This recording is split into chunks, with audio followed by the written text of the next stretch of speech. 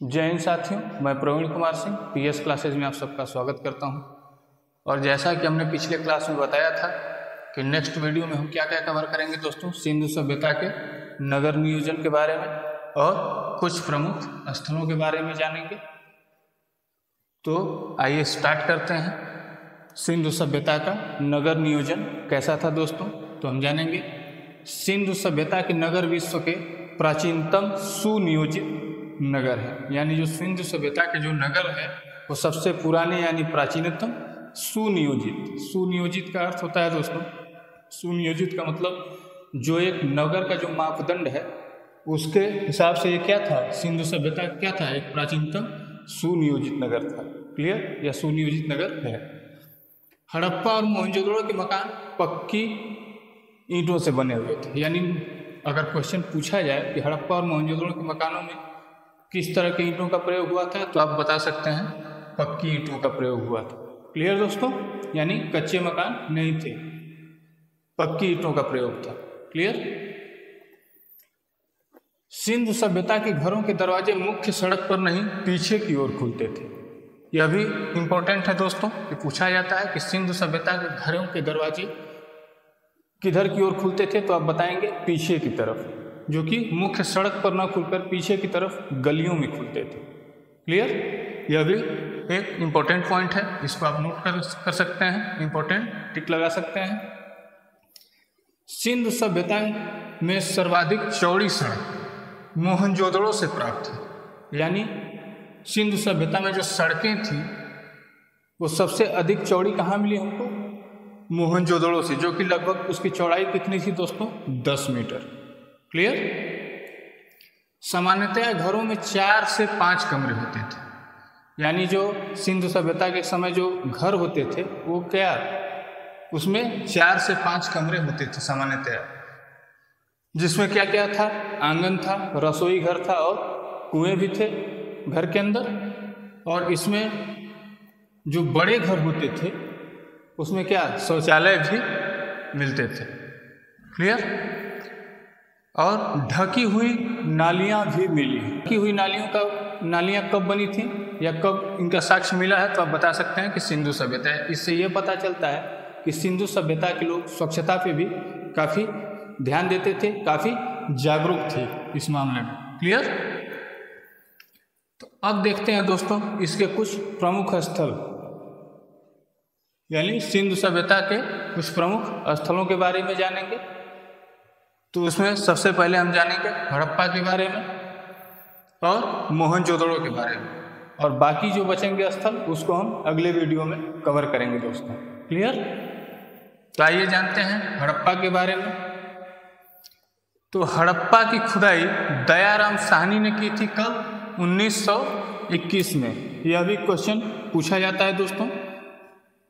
Clear. तो इसको आप याद रखेंगे कि हड़प्पा की खुदाई दयाराम साहनी ने 1921 में रावी नदी के तट पर, यह क्या है, ये वर्तमान में कहाँ है, रावी नदी के तट पर, जो कि वर्तमान में पाकिस्तान में है। क्लियर दोस्तों, यानी पूछा जाए कि हड़प्पा वर्तमान में कहाँ पर है, तो आप बताएंगे क्या, पाकिस्तान में। वर्तमान में कहाँ है, पाकिस्तान में।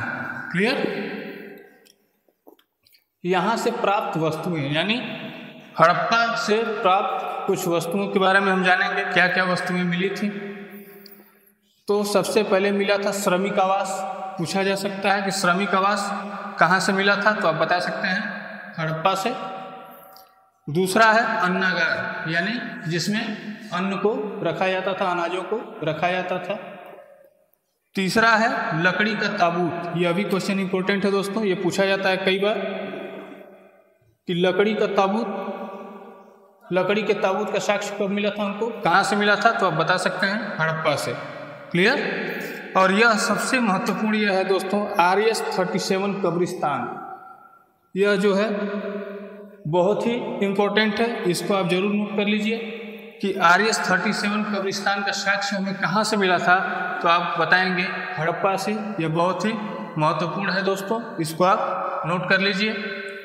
इसके बाद हम जानेंगे मोहनजोदड़ो के बारे में। तो मोहनजोदड़ो, इसका क्या था, उत्खनन कब हुआ था, 1922 में। किसने किया था, राखल दास बनर्जी ने किया। वर्तमान में यह पाकिस्तान के सिंध प्रांत के लारकाना जिले में है। इसको आप नोट कर सकते हैं कि मोहनजोदड़ो वर्तमान में कहाँ है, तो आप बताएंगे दोस्तों कि पाकिस्तान के सिंध प्रांत के लारकाना जिले में। कौन से जिले में दोस्तों? लारकाना जिले में। और मोहनजोदड़ो का अर्थ क्या होता है दोस्तों? मोहनजोदड़ो का अर्थ होता है मृतकों का टीला। क्या होता है दोस्तों? मृतकों का टीला। आप इसको इम्पोर्टेंट लगा सकते हैं, या कई बार एग्जाम में आया हुआ है कि मोहनजोदड़ो का अर्थ क्या है, तो आप बताएंगे क्या दोस्तों? मृतकों का टीला। अब मोहनजोदड़ो से प्राप्त वस्तुएं कौन कौन सी हैं? पुरोहित आवास पूछा जा सकता है कि पुरोहित आवास कहाँ से मिला था, तो आप बता सकते हैं मोहनजोदड़ो। अन्नागार यहाँ से भी मिला था और मोहनजोदड़ो से भी मिला था। विशाल स्नान गृह मिला था। क्लियर? घर में कुआं मिला, यानी घर में कुआं, जैसा कि आप देख रहे हैं कि सिंधु सभ्यता में क्या है, ये चीजें मिली हुई है घरों के अंदर। तो घर में कुआं भी मिला, कहाँ? मोहनजोदड़ो से। और आदि शिव, यानी आदि शिव का साक्ष्य मिला कहाँ हमें?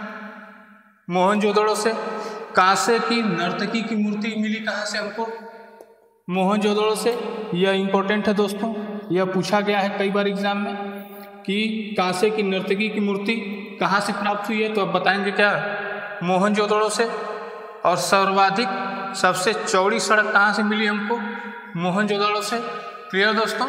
यहाँ पे आपने पढ़ा था अभी जस्ट इससे पहले मैंने बताया कि सिंधु सभ्यता में सर्वाधिक चौड़ी सड़क मोहनजोदड़ो से प्राप्त है। क्लियर दोस्तों? अब जानेंगे क्या? मोहनजोदड़ो का अन्नागार सिंधु सभ्यता का सबसे बड़ा अन्नागार। क्लियर दोस्तों? जैसा कि हमने यहाँ भी पढ़ा कि हड़प्पा में भी अन्नागार मिला था, लेकिन जो मोहनजोदड़ो का जो अन्नागार था वो क्या था? सिंधु सभ्यता का सबसे बड़ा अन्नागार। क्लियर? तो यह भी क्वेश्चन पूछा जा सकता है कि सिंधु सभ्यता में सबसे बड़ा अन्नागार कहाँ से मिला था हमको, तो आपका जवाब होगा दोस्तों मोहनजोदड़ो से। और नेक्स्ट वीडियो में हम कवर करेंगे चन्हुदड़ो को, रोपड़, कालीबंगा और धौलावीरा। क्लियर दोस्तों? तो दोस्तों उम्मीद है कि ये वीडियो आपको पसंद आई होगी। अगर वीडियो पसंद आई हो तो चैनल को लाइक और सब्सक्राइब करिएगा, बेल आइकन को दबा लीजिएगा, ताकि ऐसी वीडियोस हम आपको अपने चैनल के माध्यम से देते रहें। दोस्तों आप इसका स्क्रीनशॉट ले सकते हैं।